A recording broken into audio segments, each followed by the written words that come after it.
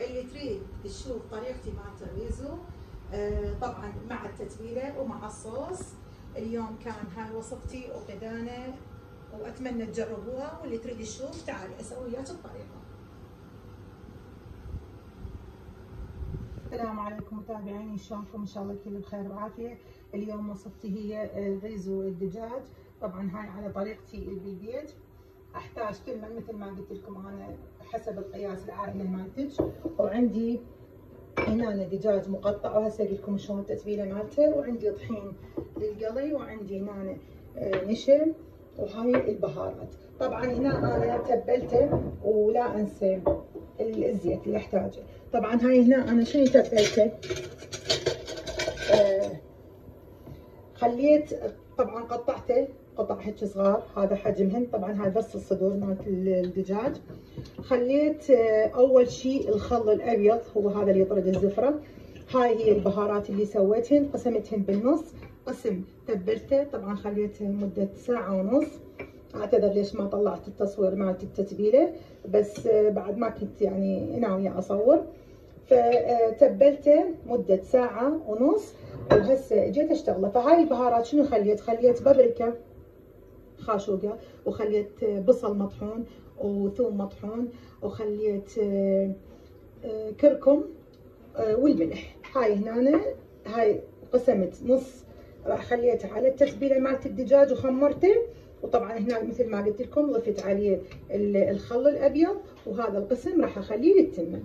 هسه انا طبعا طريقتي بعد تعرفونها، انا طريقتي كلها البزل. انا مخليه نصقه، يعني مفوره الماي، احنا نسميها اهل البصره نصبه مالت التمن.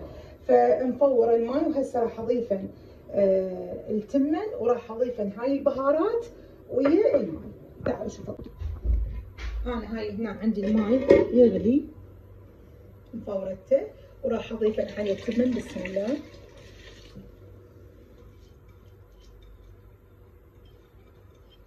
طبعا اللي ما تسوي البزل، اللي تحمس التمن وتضيف عليه ماي، بعد هاي كل من طريقتها بالطبخ. وهنا عندي هذا البهارات اللي قلت لكم عليها، التتبيله الكامله اللي خلطتها تبلت بيها الدجاج، وهاي النص راح اضيفه على التمن. خل اشوف ايش بقى احتاج. هاي هنا بسم الله. هاي هنا عندي يبقى يفور ويا التمن. هاي المن اللي تسوي البزل، هاي طريقة البزل. هسه اتركه على ما يستوي، وهنا ابزه ويكمل عندي التمن. هسه حبايبي عندي هنا الطحين، وهنا عندي النشا. راح اضيف حدود خاشوقتين من النشا على الطحين. انا اريده يصير عندي مقرمش. هنا راح اسويه.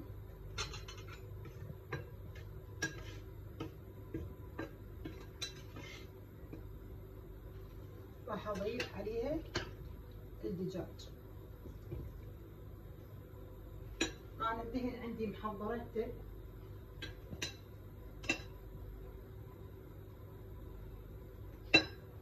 بس اللي حطيته هنا.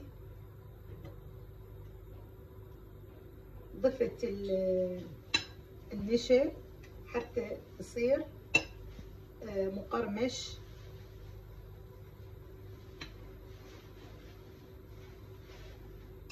والطحين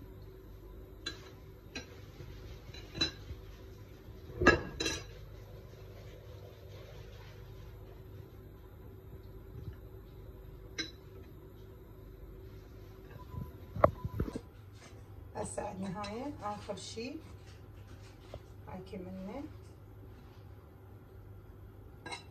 خليناه بالنشا والطحين. انا عندي الدهن تركته على الطباخ. هسه بين ما اريد 10 دقائق يتبل، راح اسوي الصاص وياكم.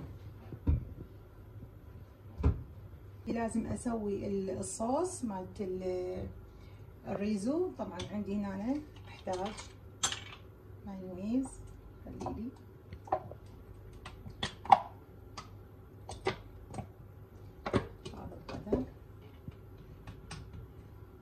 الصوص الحار، دينا حار، احنا نعشق الحرارة. هنا عندي الخردل، طبعا هاي ضروري لهاي الوصفة، لا تخلين يعني هواي قد الكمية. هسه هنا شنو عندي ثوم المطحون والبابريكا والفلفل الأسود، هاي أضيفهن على الخلطة وأظل أخلطهن.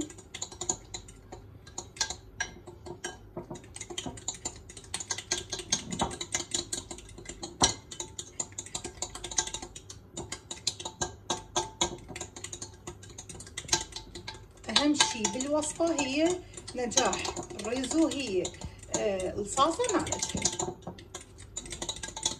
انت قد تردين الكمية مالتك، تردين تسوينها بعد هاي حسب العدد العائلي اللي عندكم قد تضيفين عليه. هسه كمل عندي الصوص مالت الريزو، هسه راح نبدي نقلي. انا هنا مخليه الدهن الحار، بسم الله. راح اضيف عليه الدجاج. هنا احتاج نار متوسطة حتى يستوي على راحته. اذا نار عالية راح يعني شلون اللي يحترق وبالوسطة ما يستوي، فاحتاج نار متوسطة. بسم الله.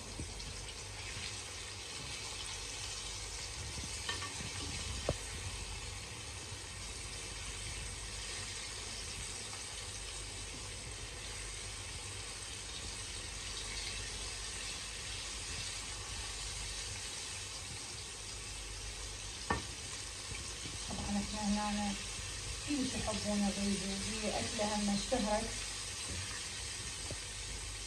وكثرت عليها الطلب. راح نسويها بالبيت احسن وافضل، المكونات كلها موجودة بالبيت، نسويها ندلع عائلتنا اولادنا.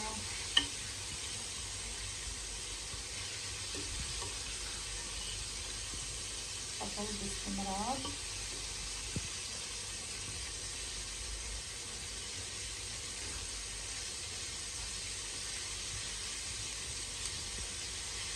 انا عندي يعني التمن مالتي يعني السكر يتهدر، بعض البنات يقولون يتهدر، طبعا اراويكم اياه. وهذا اللون اللي نريده ونحتاجه. هسه التمن عندي كمل، انتظر بس الدجاج. الصوصة كملناها،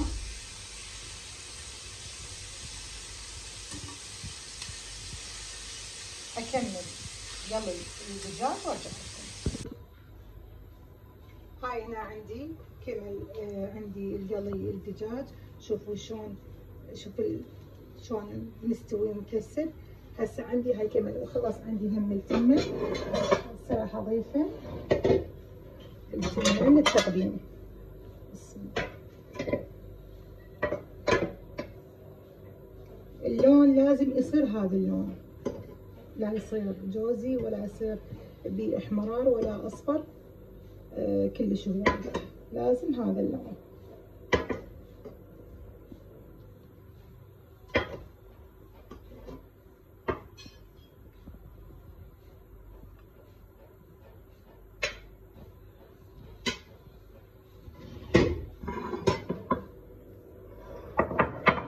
ارتب الصحن، هذا الصحن الثاني. بسم الله.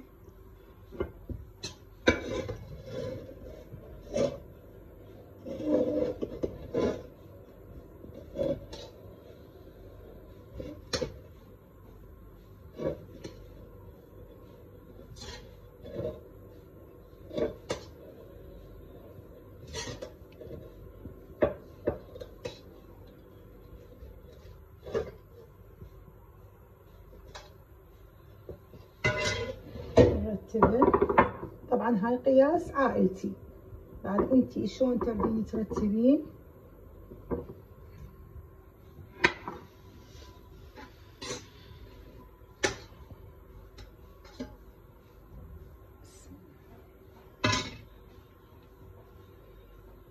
هسه اضيف عليه الخطوه اللي وراها الريزو.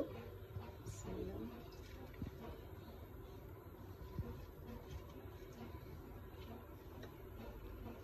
طبعا ما شاء الله شوفوا شلون مقرمش ومستوي. مثل ما قلت لكم لا تخلون النار عاليه، خلوها متوسطه حتى يستوي الدجاج، يعني بطن الكلها، البطن داخل المكعبه والخارج، مو بس تكسب، لان احنا مخلين بيها طحين، فاكيد راح يستوي عندك الطحين قبل الدجاج. فمن تخلين نار وسط لا.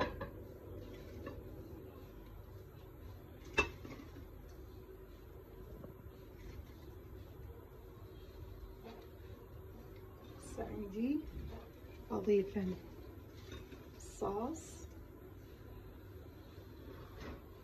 هسه من عندي بعد عندي هذا الصوص راح اضيفه.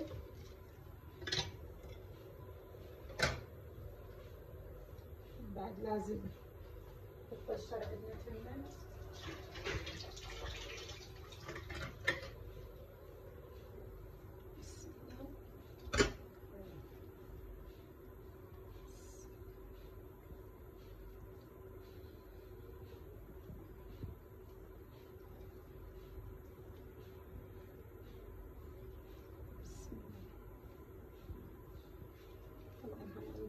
فلفل تمنة، خلي هاي.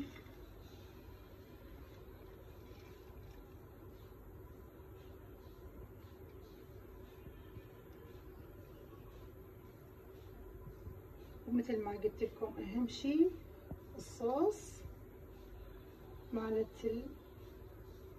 الريزو.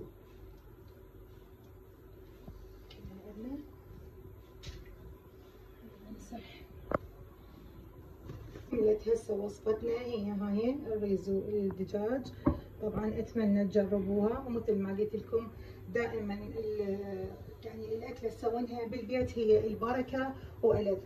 حبايبي ان شاء الله التقي وياكم بوصفه جديده، ولا تنسوني باللايك والاشتراك، وحياكم الله، مع السلامه.